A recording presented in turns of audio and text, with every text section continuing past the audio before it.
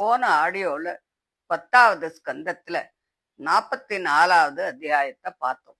இந்த 45வது அத்தியாயத்துல உக்ரசேனருடைய அபிஷேகம், சாந்திபனி மகரிஷி கிட்டக்க வித்யாபியாசம், அவருக்கு கொடுத்த குருதட்சணை, இத பத்தி எல்லாம் சொல்றோம். ஸ்ரீ சுகர் சொல்றார், தேவகியும் வசுதேவரும் கிருஷ்ணனும் பலராமனும் சாதாரண குழந்தைகள் இல்ல, உலகின் பரமாத்மாக்கள் அவர்கள் அப்படிங்கிறத அவ நன்னா தெரிஞ்சிருந்தா.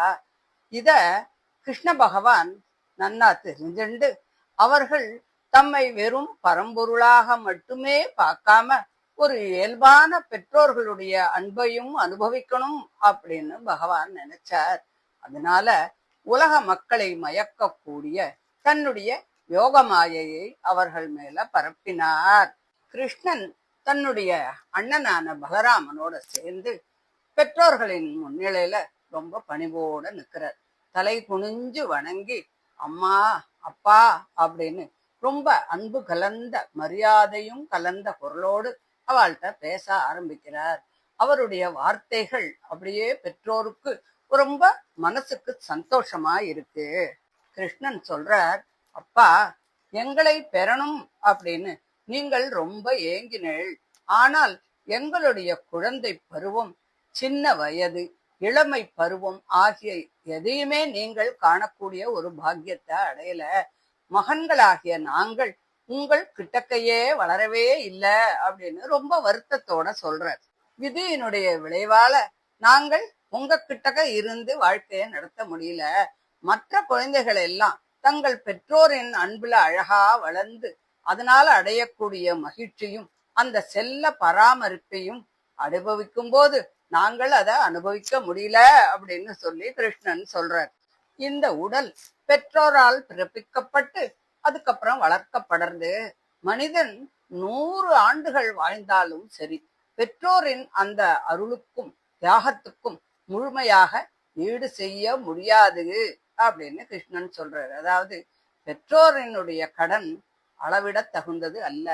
அவர்களை மதிக்கிறதும் சேவிக்கிறதும் மிக உயர்ந்த தர்மங்கள்ல ஒண்ணு அப்படிங்கிறத காட்டுறார். பெற்றோருக்கு உதவக்கூடிய நிலையில் இருந்தும் தன்னுடைய உழைப்பாலும் செல்வத்தாலும் அவர்களை பாதுகாக்காதவன் ஒரு பெரிய பாவத்தை தான் பண்றான். அப்படிப்பட்டவனுக்கு மரணத்திற்கு பிறகு துன்பமான பலன் உண்டு அப்படிங்கிற தர்மத்தை கிருஷ்ணன் போதிக்கிறார். ஒருவன் தன் தாய், தந்தை, நல்லொழுக்கமுள்ள மனைவி, சிறு குழந்தை, குரு, பிராமணர் மற்றும் தன்னிடம் தஞ்சமடைந்தவர்களை பாதுகாக்கும் சக்தி உடையவனாக இருந்தும் கூட அவர்களை காப்பாத்தாம போனா அவன் உயிரோடு மூச்சு விட்டு இருந்தாலும் கூட உண்மையிலேயே இறந்தவனுக்கு அவன் சமமாவான் அப்படின்னு சொல்றார். மனித வாழ்க்கையின் உயர்வு பிறரை பாதுகாக்கிறதுலையும் குறிப்பாக தன்னை நம்பியவர்களை கைவிடாமல் இருக்கிறதுலேயும் தான் இருக்கு. பொறுப்பை ஏத்துண்டு அதை நிறைவேற்றாத வாழ்க்கை வெறும் உடல் வாழ்வுதான். கம்சனோட கொடுமையால எங்கள் வாழ்க்கை முழுவதும் பயத்திலும் பிரிவிலுமே கழிஞ்சு போச்சு. உங்களுக்கு செய்ய வேண்டிய சேவையை எங்களால பண்ண முடியல. உங்கள் அருகில் இருந்து உங்களை போற்றியும் பராமரித்தும் வாழ வேண்டிய நாட்கள் எல்லாம் வீணாக போச்சு அப்படின்னு கிருஷ்ணனும் பலராமனும் ரொம்ப வருத்தத்தோடு சொல்றார். பெற்றோருக்கு செய்ய வேண்டிய கடமையை செய்ய முடியலையே அப்படின்னு அதை தங்களுடைய குறையாகவும் அவ நினைக்கிறான். அம்மா அப்பா, நாங்கள் பிறருடைய கட்டுப்பாட்டுல இருந்தோம். அதனால உங்களுக்கு செய்ய வேண்டிய சேவையை செய்ய முடியல. இதனால தான் நீங்க ரொம்ப கஷ்டத்தை அனுபவிக்க.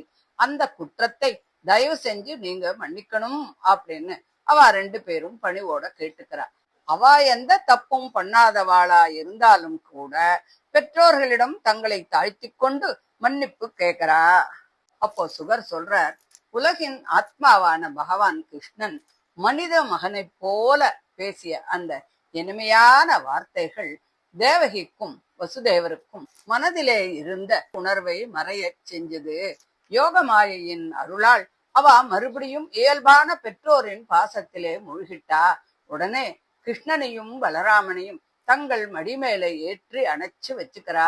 பல ஆண்டுகளாக பிரிந்திருந்த பிள்ளைகளை மறுபடியும் பெற்ற மகிழ்ச்சியால அவளுடைய இதயம் அப்படியே ஆனந்தத்துல நிரம்பியது. அவ அளவற்ற சந்தோஷத்தை அனுபவிச்சா. தேவகியும் வசுதேவரும் அப்படி கிருஷ்ணனையும் பலராமனையும் அணைச்சிருந்த போது அவ கண்கள்லேருந்து கண்ணீர் வெள்ளமா பெருகியது. நீண்ட கால பிரிவிற்கு பிறகு கிடைத்த இந்த அரிய சந்தர்ப்பம் அவளை அளவற்ற ஆனந்தத்துல ஆழ்த்தியது. அன்பின் பாசம் அவளுடைய இதயம் முழுக்க ஆட்கொண்டது. கண்ணீரால தொண்டையை அடைச்சதால அவளால ஒரு வார்த்தை கூட பேச முடியல. பேரின்பமும் பரவசமும் கலந்த நிலையில அவள் தங்களுடைய மகன்களை கட்டி தழுவிண்டு அப்படியே நின்னா. தமது பெற்றோர்களுக்கு ஆறுதல் கூறி மகிழ்விச்ச பிறகு பகவான் கிருஷ்ணன் தன்னுடைய தாய் வழி பாட்டனான உக்ரசேனனை மறுபடியும் அரச பதவியில அமர்த்தறார். கிருஷ்ணன் உக்ரசேனனை பார்த்து, மகாராஜா, தாங்கள் மீண்டும் அரசனாக இருந்து மக்களை ஆட்சி பண்ணணும். யயாதியின் சாபத்தால யாதவ குலத்தவர்கள் அரச சிம்மாசனத்துல அமரக்கூடாது அப்படின்னு ஒரு மரபு இருக்கு. அதனால தாங்களே அரச பொறுப்பை ஏத்துக்கணும் அப்படின்னு சொல்லி ரொம்ப மரியாதையோட சொல்றார். நான் தங்களுக்கு சேவகனாக இருக்கும்போது தேவர்கள் கூட தங்களுக்கு மரியாதை பண்ணுவா. அப்படி இருக்க பூமியில் உள்ள மற்ற அரசர்கள் தங்களை வணங்கி கீழ்ப்படிவதுல என்ன ஆச்சரியம் இருக்க முடியும் அப்படின்னு கிருஷ்ணன் உக்ரசேனனுடைய மனசுல ஒரு தன்னம்பிக்கையை ஏற்படுத்துறார். கம்சன் பண்ணின கொடுமையால பயந்து பல திசைகளிலும் சிதறி ஓடி போயிருந்த யது, விருஷ்ணி, அந்தக, மது, தாசார்க, குகுரக மற்றும் பிற உறவினர்களை எல்லாம் கிருஷ்ணன் மறுபடியும் வரவழைக்க ஒரு ஏற்பாடு பண்றார். பலவேறு நாடுகளில் அகதியாக வாழ்ந்து கஷ்டப்பட்டிருந்த உறவினர்களை கிருஷ்ணன் அன்போடு வரவேற்கிறார். அவளுக்கெல்லாம் ஆறுதல் கூறி தங்களுடைய வீடுகள்ல குடியமர்த்துறார். செல்வத்தையும் வசதியையும் வழங்கி அவர்களுடைய வாழ்க்கையை மேம்படுத்துறார். கிருஷ்ணனும் பலராமனும் தங்களை பாதுகாக்கிறா அப்படிங்கிற நம்பிக்கை அவளுடைய மனசுல நன்னா உறுதி ஆயிடுச்சு. அவள்லாம் நீண்ட கால பயத்திலேருந்து விடுபட்டுட்டா. அவளுடைய இஷ்டங்கள் எல்லாம் நிறைவேறி போச்சு. அவளுடைய இல்லங்கள்ல அமைதியும் மகிழ்ச்சியும் நிரம்பி அவள்லாம் வாழ தொடங்கினா. மதுரா மக்கள் தினமும் கிருஷ்ணனின் தாமரை போன்ற முகத்தை பார்த்து சந்தோஷப்படுறார். அவருடைய கருணை நிறைந்த புன்முறுவலும் அன்பான பார்வையும் அவர்களின் இதயங்களை அப்படியே நிரப்பியது. அவரை பார்க்கும்போது அவளுக்கு ரொம்ப ஆனந்தமா இருந்தது. அவரது திருமேனி தரிசனம் அவர்களுடைய வாழ்க்கையின் மிகப்பெரிய ஒரு பாக்கியமாகவே மாறிப்போச்சு. மதுராவில வயதானவர்களாக இருந்தாலும் இளைஞர்களாக இருந்தாலும் எல்லாரும் கிருஷ்ணனுடைய திருமுகத்தை பார்த்து மகிழ்ச்சி அடைஞ்சா. அவரது முகம் தாமரை போல மலர்ந்து அமுதம் போல ஆனந்தத்தை கொடுத்தது. மக்கள் தங்கள் கண்களால் அந்த அழகை மீண்டும் மீண்டும் பருகி கொண்டு இருந்தார்கள். ஒருமுறை பார்த்தால் அவளுக்கு போதல்ல, மேலும் மேலும் பார்க்கணும் என்கிற ஆசை அவளுக்குள்ள எழுந்தது. கிருஷ்ணனின் திருமேனி தரிசனம் அவர்களது மனதை நிரந்தர ஆனந்தத்திலே ஆழ்த்தியது. அதுக்கப்புறம் கிருஷ்ணனும் பலராமனும் நந்தகோபர்கிட்ட போறார். அவரை அன்போடு தழுவிண்டு நன்றி உணர்வு நிறைந்த வார்த்தைகளை பேச ஆரம்பிக்கிறார். அவர்களின் மனம் நந்தரின் அளவற்ற அன்பையும் தியாகத்தையும் நினைச்சு பார்த்து உருகிறது. அப்பா, நீங்களும் யசோதை அம்மாவும் எங்களை அளவற்ற அன்போடு வளர்த்தேள், எங்களை பாதுகாத்து வந்தேள், செல்லமாக பராமரித்தேள். பெற்றோருக்கு தங்கள் பிள்ளைகள் மீது இருக்கும் அன்பு தங்கள் மீது இருக்கும் அன்பை விட அதிகமாக இருக்கும். அப்படிப்பட்ட அன்பை எங்கள் மீது பொழிந்து நீங்கள் எங்களை வளர்த்தீர்கள் அப்படின்னு கிருஷ்ணனும் பலராமனும் நந்தரை பாராட்டுறார். சொந்த பிள்ளைகளைப் போல பிற குழந்தைகளையும் வளர்த்து பாதுகாப்பவர்கள்தான் உண்மையான தாயும் தந்தையும் ஆவார்கள். எங்களை பெற்றவர்கள் வேறு அப்படின்னாலும் வளர்த்து காத்தவர்கள் நீங்கள் தானே, எனவே நீங்களே உண்மையான பெற்றோர்கள் அப்படின்னு கிருஷ்ணன் நந்தரும் யசோதையும் பெற்ற பெருமையை எடுத்து சொல்றார். அப்பா, நீங்க இப்போது விரஜத்துக்கு போங்கோ. அங்கே எங்களது பிரிவால வருந்தி கொண்டிருக்கும் அனைவரையும் பின்னர் நாங்கள் வந்து சந்திப்போம். முதல்ல இங்க இருக்கக்கூடிய உறவினர்களின் நலனையும் பாதுகாப்பையும் ஏற்படுத்தணும் அப்படின்னு சொல்லி கிருஷ்ணர் நந்தரிடம் அன்போடு சொல்றார். நந்தரையும் பிரஜவாசிகளையும் ஆறுதல் கூறின கிருஷ்ணன் அவளை வெறும் வார்த்தைகளால மட்டும் அனுப்பல. அழகிய ஆடைகள், ஆபரணங்கள், பல மதிப்புடைய பொருள்கள் எல்லாம் கொடுத்து மரியாதை பண்றார். அவர்களுடைய அன்புக்கும் சேவைக்கும் தன்னுடைய நன்றி கடனை வெளிப்படுத்துறார். கிருஷ்ணனோட இந்த வார்த்தைகளை கேட்ட நந்தர் அப்படியே உருகி போயிட்டார். கிருஷ்ணனையும் பலராமனையும் மறுபடியும் மறுபடியும் அணைச்சுக்கிறார். கண்கள்ல ஜலம் கொட்டுறது. பிரியறதுக்கு மனசு இல்ல.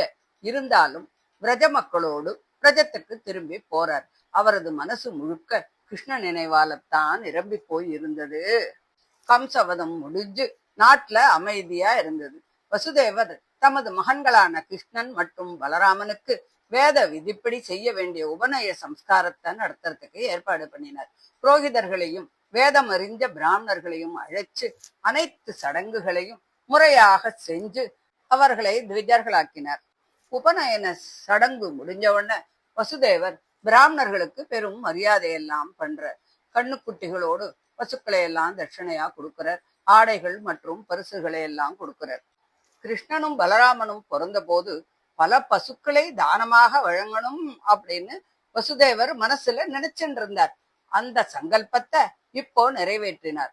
ஆனா கம்சனின் கொடுமையால இத்தனை நாளைக்கு அதை பண்ண முடியல.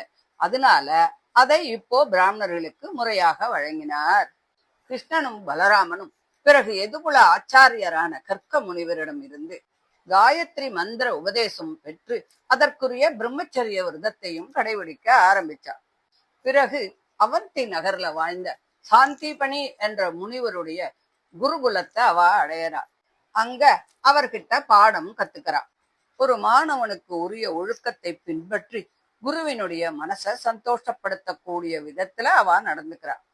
அவர்கிட்ட அனைத்து வேதங்களையும் அவற்றின் 6 அங்கங்களையும் உபனிஷத்துக்களையும் கத்துக்கிறா.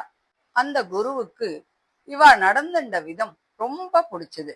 அதனால அவர் சாதாரண கல்வி மற்றும் இல்லாம தனுர்வேதம், தர்மசாஸ்திரம், நியாய சாஸ்திரம், தத்துவ விசாரணை, அரசியல் நெறிமுறைகள், அரசாட்சிக்கு தேவையான 6 வகை ராஜநீதி முறைகள் ஆகிய எல்லாத்தையும் சொல்லி கொடுக்கிறார். இப்படி 64 கலைகளையும் 64 நாட்கள்ல கத்துனுடுறார். கடைசியாக எல்லாம் முடிஞ்சவன குரு தட்சணையாக நீங்கள் விரும்புவது என்ன அப்படின்னு சொல்லிட்டு ரொம்ப பணிவோடு கேட்கிறார். அவருக்கு இவாள்லாம் சாதாரண மனுஷா இல்ல அப்படிங்கிறது நன்னா தெரியும். அதனால அவர் என்ன சொல்ற, பிரபாச தீர்த்தத்துல கடல்ல மூழ்கி இறந்து போன தன்னுடைய மகனை மீட்டு தருமாறு குருதட்சணையாக கேட்கிறார். அந்த கட்டளைய கிருஷ்ணனும் பலராமனும் ஏத்துண்டு அங்க பிரபாச தீர்த்தத்துக்கு போறா. அங்க சமுத்திர தேவன் பணிவோட வணங்கி நிக்கிறான். கிருஷ்ணன் சொல்றார், எங்க குருவோட மகன் இங்க பெரிய அலைகளால உன்னால இழுக்கப்பட்டான், அதனால அவனை எங்களிடம் திருப்பி கொடு அப்படின்னு கேக்குறார். அப்போ சமுத்திர தேவன் சொல்றான், குருவின் மகன் தன்னோட வயத்துல இல்ல, அந்த சிறுவனை பஞ்சஜனன் அப்படின்னு சொல்ற ஒரு பெரிய அசுரன் கடல்ல வாழ்ந்துண்டு சங்கு வடிவம் கொண்டு விழுங்கி இருப்பான் அப்படின்னு சொல்றான். உடனே கிருஷ்ணன் கடலுக்குள்ள போய் பஞ்சஜனனை அழிச்சுடுறார். ஆனால் அந்த குருவினுடைய மகனை அவன் வயத்துல காணல. ஒரு சமயம் வேறு இடத்துக்கு கொண்டு போயிருப்பாளோ அப்படின்னு நினைக்கிறார். அந்த பஞ்சஜனனை அழிச்ச போது கிருஷ்ணன் அவனது உடலில் இருந்த அந்த சங்கத்தை எடுத்துண்டு தேருக்கு திரும்புறார். பிறகு யமனின் நகரமான சம்யமனி அப்படிங்கிற இடத்துக்கு போறார். அங்க போய் தன் சங்க எடுத்து ஊதுறார். அந்த ஒலி யமனுடைய நகரத்தையே அதிர பண்றது. அதை கேட்ட யமன் அப்படியே அதிர்ச்சி அடைஞ்சுட்டான். யமன் கிருஷ்ணரையும் பலராமனையும் பார்த்து பணிஞ்சு நிற்கிறான். அவர்களை உலகில் உள்ள அனைத்து உயிர்களிலும் உள்ள பரமாத்மாவாக அவன் புரிஞ்சுக்கிறான். லீலைக்காக மனித வடிவம் எடுத்த விஷ்ணுவே, உங்களுக்கு நான் என்ன சேவை பண்ணணும் அப்படின்னு பணிவோடு கேட்கிறான். அப்போ கிருஷ்ணன் சொல்றார், குருவின் மகனை உடனே கொண்டு வா, அவன் தன்னுடைய கர்மத்தால தான் இங்கு வந்திருக்கான், என் கட்டளைப்படி அவனை உடனே திருப்பி கொடு அப்படிங்கிறார். யமன் திருப்பி கொண்டு வந்து கொடுத்த அந்த மகனை கிருஷ்ணனும் பலராமனும் அழைச்சுண்டு தங்கள் குரு கிட்ட கொண்டு போய், இப்போது வேறு என்ன வேணும் கேளுங்கள் அப்படின்னு கேக்குறார். அப்போ அந்த குரு சொல்றார், நீங்க சொன்னபடி குரு தட்சணைய முழுமையா கொடுத்துட்டேள். உங்களை போன்ற சீடர்களை பெற்ற ஒரு குருவிற்கு நிறைவேறாத ஆசை ஏதும் இருக்க முடியுமா? நான் ரொம்ப திருப்தி அடைஞ்சேன் அப்படின்னு சொல்றார்.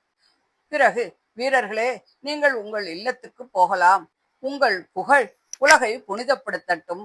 நீங்கள் கற்ற வேத அறிவு இம்மையிலும் மறுமையிலும் எப்போதும் பிரகாசிக்கட்டும் அப்படின்னு சொல்லி ஆசிர்வாதம் கொடுக்கிறார். குருவின் ஆசிர்வாதத்தோடு அவ 2 பேரும் தங்களுடைய நகரத்தை நோக்கி போறா. அவர்களுடைய தேரின் வேகம் காத்து மாறி அத்தனை வேகமா இருந்தது. அவர்களுடைய வருகை அனைவருக்கும் மகிழ்ச்சியை கொடுத்தது. பல நாட்கள் கிருஷ்ணனையும் பலராமனையும் காணாமல் இருந்த மதுரா மக்கள் அவள்லாம் திரும்பி வந்ததை பார்த்துட்டு ரொம்ப சந்தோஷத்தை அடைஞ்சா.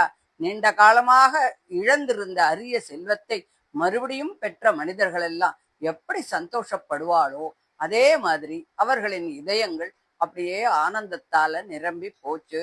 கிருஷ்ணனும் பலராமனும் அவர்களுக்கு சாதாரண மனிதர்கள் அல்ல, அவர்களுடைய வாழ்க்கையின் உயிர் மூச்சாகவே இருந்தா அப்படின்னு சொல்லி இந்த 45வது அத்தியாயத்தை முடிக்கிறார்.